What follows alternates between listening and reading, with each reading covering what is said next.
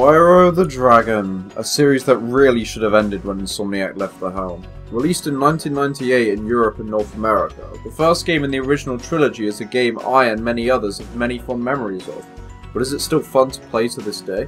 Spyro the Dragon's plot is extremely simple. Taking place in the Dragon Kingdom, some nasty strong green fellow known as Nasty Norg is enraged by insulting comments made about him by dragons during a TV interview, and in response imprisons all the dragons in Crystal and sends his foot soldiers out to steal the dragon's treasure. Avoiding the spell because he's too small or something, Spyro sets out to free the dragons, reclaim the treasure, and defeat Nasty Norg. The story is nothing to care about really, it's just an excuse to go out and explore the game's levels, and it works that way. Now I'm a big advocate of a strong narrative, but in a game like this, you definitely do not need it. The other two games in the trilogy would go on to put a bit more emphasis on the story, but in this game it's kept to almost a bare minimum, and that's completely fine. The game takes place across 6 worlds with a few levels in each. Each level has a path that leads to an exit, but no level is just a straight path. The environment will branch off at various points to allow for exploration. Simply reaching a level's exit doesn't accomplish anything, as the objective is based on collecting gems and dragons scattered throughout the environment, rather than just getting from point A to point B. The design of the levels goes well with the gameplay, rewarding players for exploring the whole level, while never becoming too confusing, and rarely hiding anything in obscure places. The levels don't feel like mazes, more they feel like a set of paths woven together. The 6 different worlds all hold a different theme to the levels within them, such as the swamps of Beastmakers or the fantasy-themed Dreamweavers. Unfortunately, while the environments are varied, the gameplay itself isn't. The levels look different from one another, but how you go about them is pretty much the same each time. The game rarely shakes up the gameplay much, and it's the same idea of gliding around to each corner of the stage, defeating enemies and collecting gems and dragons that persists through every level in the game. The only real exceptions to this are the flight levels, which aren't particularly enjoyable, and the boss encounters, which are very brief and poorly done. The flight levels are stages in the game which drop Spyro in what is essentially an airborne obstacle course with unlimited flight, where 4 sets of obstacles must be tackled before time runs out. For example, flying through gates or taking out Norks in planes. I found the levels much more frustrating than they were fun, so they fail to offer up a great change of gameplay that the game really needs. The bosses are all very short, unimaginative, and easy. 4 out of 6 of them just come down to flaming the boss, giving them a short chase, flaming them again, and after the 3rd hit they go down. The other 2 bosses aren't much better either, with one coming down to literally just charging metal poles while dodging their attacks, and even the final boss is a big disappointment. The core gameplay itself, despite not having enough variety, is still very enjoyable. When making the Let's Play for the game, I found myself looking forward to the next recording session, largely because it's just simply very fun to play. Spyro has just a few basic moves, being able to jump, glide, charge, and of course, breathe fire. He controls well, and when you die, it's never the game's fault. There is one small problem with the controls, however. The camera can only be controlled using the shoulder buttons rather than the right analog stick, which does take some getting used to. It is worth mentioning that yes, you can control Spyro using the left analog stick.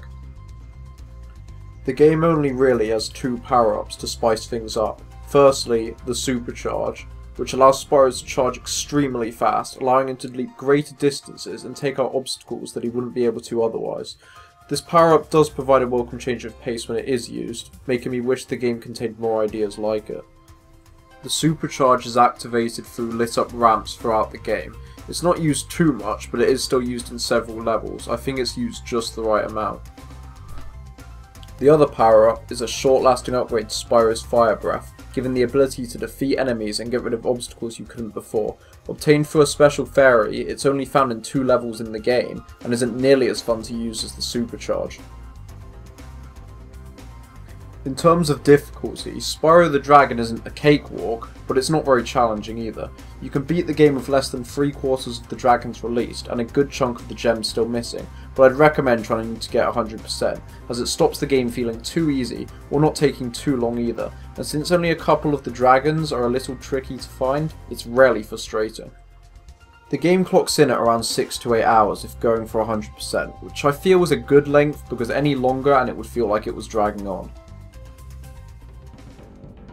The graphics are decent enough. The game doesn't have a really memorable, unique art style, but they serve the game well and are by no means ugly.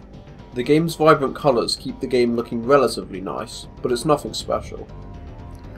One thing to note about the graphics is a trick used where objects far away from Spyro will render in low detail and become more detailed as you get closer.